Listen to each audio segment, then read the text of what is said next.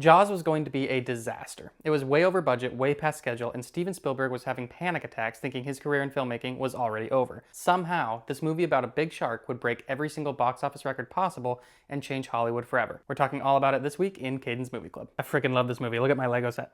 Jaws is considered the first ever summer blockbuster. The type of movies that were box office hits before Jaws were what Hollywood calls prestige films. These were usually serious dramas, they were big, expensive productions, and they're artistic. Jaws was not this. Traditionally, a movie about a man-eating shark would be considered a B movie, a less expensive product meant for people with less refined taste. Because how good could a movie about a shark really be? Turns out, really good. Jaws has an iconic opening scene, and 50 years later, it's still pretty brutal.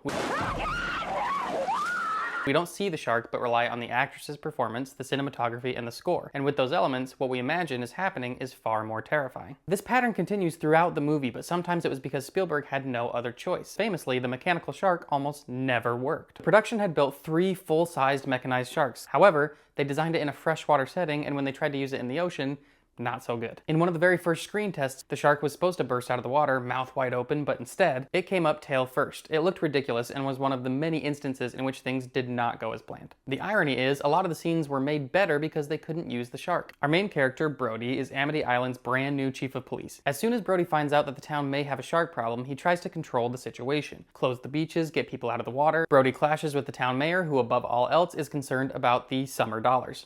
You yell shark.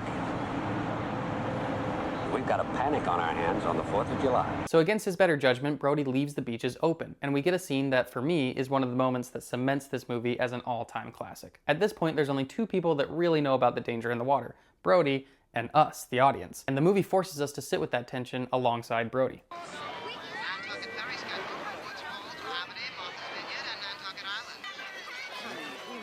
We're struggling to watch what's going on in the water while we keep getting interrupted by the beachgoers, and then suddenly we're in the water.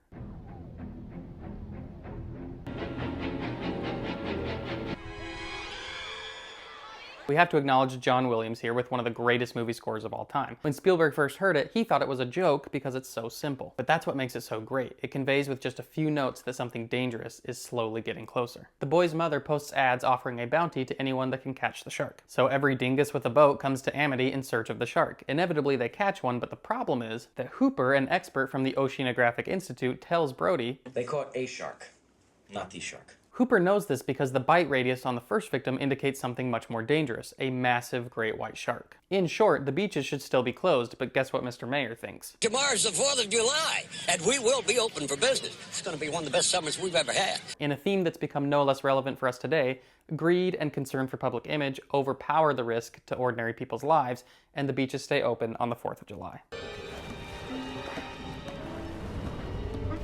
At this point, Brody's had enough. He forces the mayor to sign a charter, allowing him to hire a questionable local fisherman, Quint, to catch the shark. And this is just a little past the halfway point of the movie, so we essentially have 2 parts. Part 1 is the shark hunting the islanders, and part 2 is our characters hunting the shark. I think this is where the movie could have become an okay movie, but where it really becomes a great one. By this point, the shark has gotten 3 people. We know it's big, we know it's scary. Arguably, the tension should be coming to an end with the finale, but the movie continues to build tension for another 45 minutes or so. Here's 2 examples of how it does that. The first is one of those times where the shark not working made the movie better. Quint uses these barrels to catch powerful deep-sea fish. The idea is that he shoots the fish with a harpoon that has a floating barrel attached. It makes it difficult for the fish to escape by swimming deeper because the force of the barrel keeps it close to the surface. This imagery ends up serving 2 purposes. First, we get a really fantastic visual cue for when the shark is approaching. It also shows us that this shark isn't any normal shark. It's still able to dive with 3 barrels attached. When we see Quint, this rugged, experienced fisherman who has shark bones all over his cabin, scared by this, "Hey, Ken, with 3 barrels on him, not with 3, Ken!" it continues building the threat of this creature beyond a typical shark. The second example of how it builds tension is Quint's monologue. Quint reveals that he is a survivor of the USS Indianapolis, a ship that sank during World War II where the crew were left adrift for days and tragically encountered sharks. And this is based on true events, which audiences in 1975 might have been more familiar with. The scene provides a great contrast between Quint and Hooper. Both characters have a history with sharks. Earlier in the movie, Hooper tells a childhood story about a shark eating his boat. He ate my oar hooks and my seat cushions. Since it was just a baby shark, the story is playful, but as a result, Hooper loves sharks and studies them scientifically. Quint, on the other hand, tells his story about watching his friends getting gruesomely picked off by sharks, and as a result, he hunts sharks with borderline insane vendetta. You know the thing about a shark, he's got lifeless eyes. black eyes, like a doll's eyes. Both character stories also serve as great foreshadowing. Hooper's story lets us know that a baby shark was able to tear apart a small boat, so when we know that the shark they're hunting is huge, Brody's line becomes darkly funny. We're gonna need a bigger boat.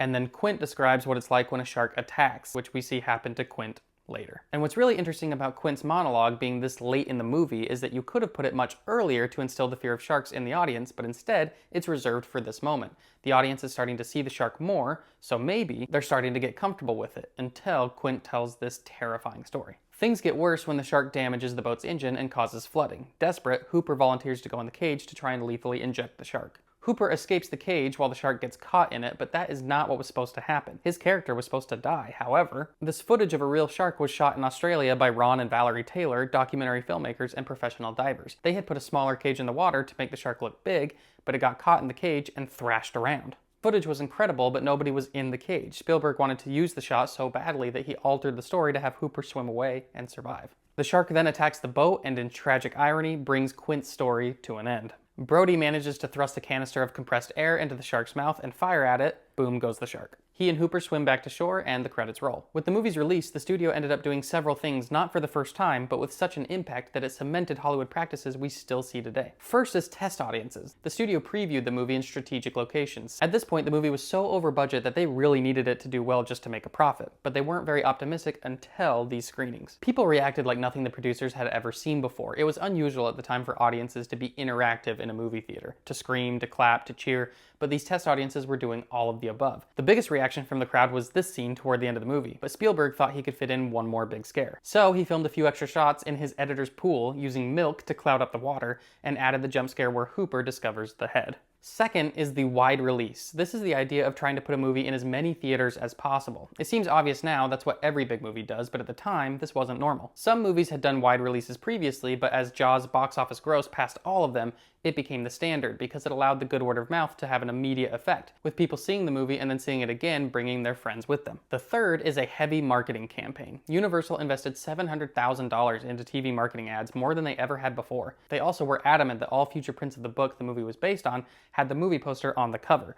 And we see that all the time now. All of this resulted in the movie having the biggest opening weekend ever, but it didn't stop there. In just 10 days, it recouped its entire production budget. It was the first movie to ever break the box office sound barrier of making over $100 million.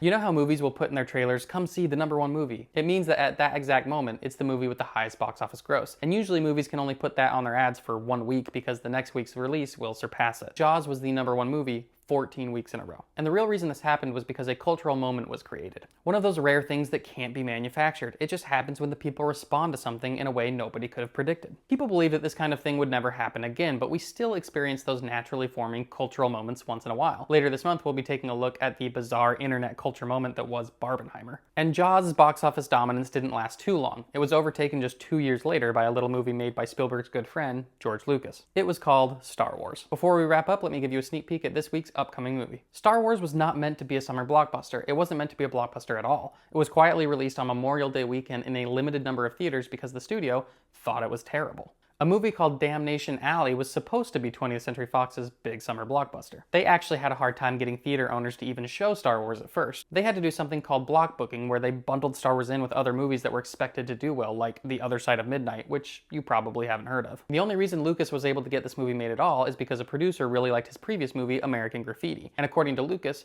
nobody really understood what Star Wars was supposed to be, which seems incredibly odd to us now that Star Wars is one of the most pervasive media franchises of all time. But when we watch it this week, we're going to try and look at it without the weight and baggage of a nearly 50-year-old franchise. We're going to look at it as a singular movie that nobody had ever heard of before, and why it was the summer blockbuster that was never meant to be. So here's some questions to keep in mind while you watch. If you erased everything you know about it, how do you think you would have reacted to hearing about a movie called Star Wars? What about this movie do you think resonated so strongly with people in 1977? Why does it still resonate today? What kind of thematic goals do you think Lucas was trying to achieve with the story given the historical context of 1977? Looking forward to hearing your thoughts on Jaws, and I'll see you back here next week to talk about Star Wars. And if you want to be a part of Movie Club, you know where to go.